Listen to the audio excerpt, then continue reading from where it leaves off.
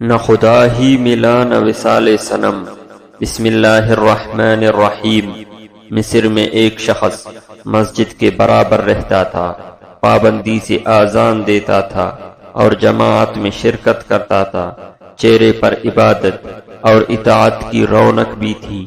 اتفاق سے جب ایک دن اذان دینے کے لیے مسجد کے مینار پر چڑھا تو قریب میں ایک عیسائی شخص کی خوبصورت لڑکی پر نظر پڑی، جسے دیکھ کر وہ اس پر دل و جان سے فدا ہو گیا اور اذان چھوڑ کر وہیں سے سیدھا اس مکان میں پہنچا۔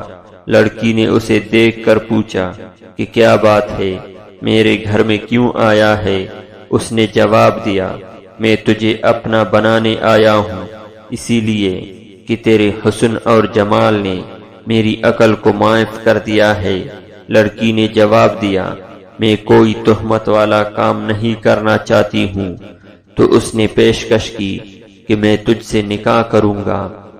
لڑکی نے کہا کہ تو مسلمان ہے اور میں عیسائی ہوں، میرا باپ اس رشتے پر تیار نہ ہوگا۔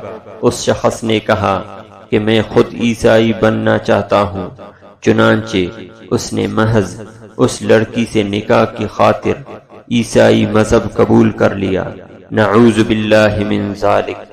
لیکن ابھی وہ دن بھی پورا نہ ہوا تھا کہ یہ شخص اس گھر میں رہتے ہوئے کسی کام کے لیے چھت پر چڑھا اور کسی طرح سے وہاں سے گر پڑا، جس سے اس کی موت واقع ہو گئی۔ افسوس صد افسوس، دین بھی گیا اور لڑکی بھی ہاتھ نہ آئی۔